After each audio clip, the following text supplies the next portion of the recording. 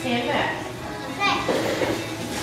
Okay. Brayden, get back. It's too powerful. Get back here.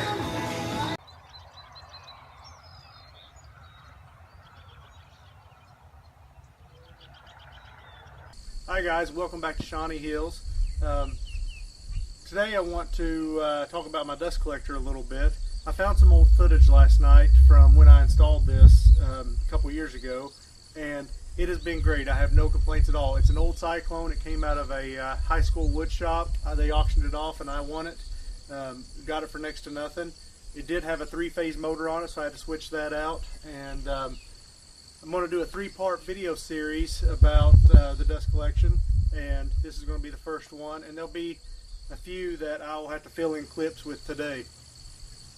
But hope you enjoy, and let me know if you got any questions. So I've got this old dust collector that I got from an auction. It came out of an old school wood shop that got shut down. I've had it for a while now. I've been intending on putting it in. The problem is it's 3-phase. And I need it to be single phase, or if I have to do 3-phase, then I will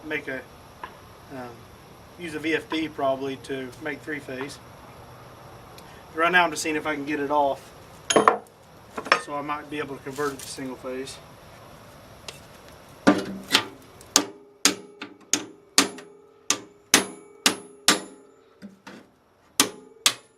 already removed all the bolts, but I think it's been rusted shut.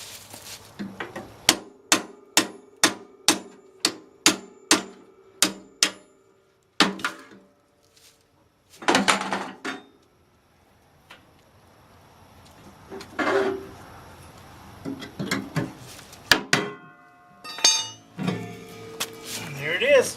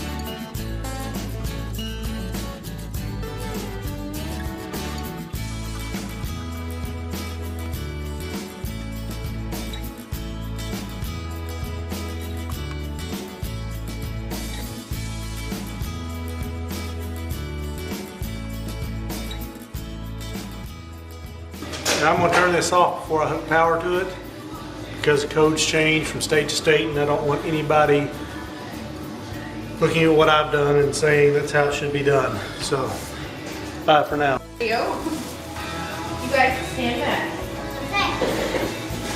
Okay. Brayden, get back. It's too powerful. Get back here. Come on.